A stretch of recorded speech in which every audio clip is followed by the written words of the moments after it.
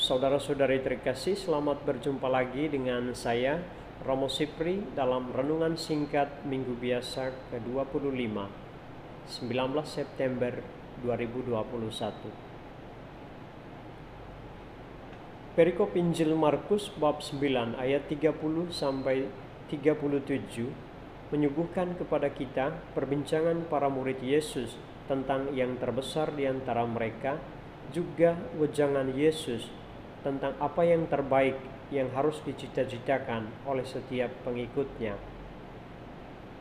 Para murid memperbincangkan dan memikirkan siapa yang terbesar dan terhormat dalam kerajaan yang akan dibangun oleh Yesus. Apa yang mereka pikirkan, apa yang mereka perbincangkan, syarat dengan keinginan untuk berkuasa, keinginan untuk dihormati, untuk dihargai, untuk dilayani, bahkan ditakuti. Logika kebesaran dan yang terkemuka dalam pandangan para murid bertentangan dengan kerajaan kasih yang dibawa oleh Yesus.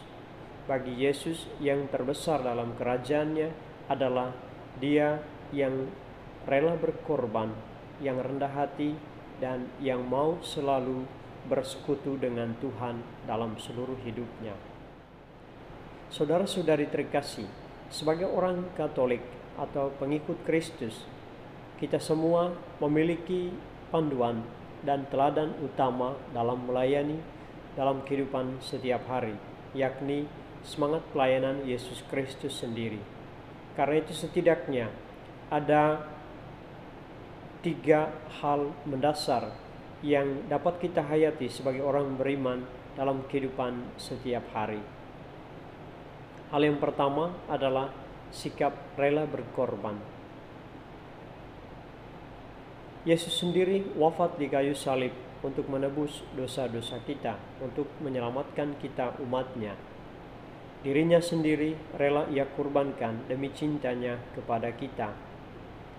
Pengorbanan Yesus Kristus di atas kayu salib adalah bukti kasih. Ia mengasihi kita, maka Ia rela berkorban. Maka tindakan rela berkorban yang dijalankan oleh Yesus ini setidaknya mengundang kita untuk memiliki semangat yang sama, yakni didorong oleh kasih kepada Allah dan kasih kepada sesama. Kita memberi yang terbaik bagi kepentingan diri, kepentingan orang lain, dan kepentingan bersama. Dan yang kedua adalah kita juga diundang untuk memprioritaskan atau mendahulukan orang lain. Yesus berfirman, "Jika seseorang ingin menjadi yang terdahulu, hendaklah ia menjadi yang terakhir dari semuanya dan pelayan dari semuanya." Hal ini ditegaskan oleh Yesus untuk melawan, untuk mengembalikan semangat dasar para murid yang ingin menjadi yang terbesar dan terkemuka dan berkuasa. Tapi Ia menegaskan yang terbesar adalah Dia yang mau memprioritaskan, mau mendahulukan kepentingan orang lain dalam kehidupannya setiap hari. Dan yang ketiga, saudara-saudari terkasih, melihat Tuhan dalam diri orang lain. Kita semua, kita sadar seperti apa yang dikatakan oleh Tuhan sendiri melalui firman-Nya, bahwa kita semua adalah bait Roh Kudus.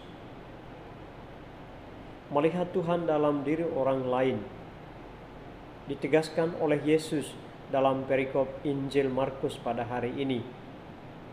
Ia menegaskan, "Barang siapa menyambut seorang anak seperti ini dalam namaku, ia menyambut aku. Dan barang siapa menyambut aku, bukan aku yang dia sambut, tetapi Dia yang mengutus aku." Dalam hal ini Yesus menegaskan bahwa anak kecil, dalam diri anak kecil Tuhan hadir. Dan barang siapa menyambut anak kecil sama dengan menyambut Yesus dan Tuhan. Umumnya dalam kitab suci seorang anak diangkat tidak hanya untuk menggambarkan ketulusan hati, tetapi juga untuk menggambarkan diri orang-orang yang perlu perhatian dan pertolongan. Karena itu wejangan Yesus untuk menerima seorang anak kecil dalam namanya sama dengan ajakan atau perintah untuk solider terhadap mereka yang menderita, yang perlu pertolongan, yang disingkirkan dalam kehidupan bersama.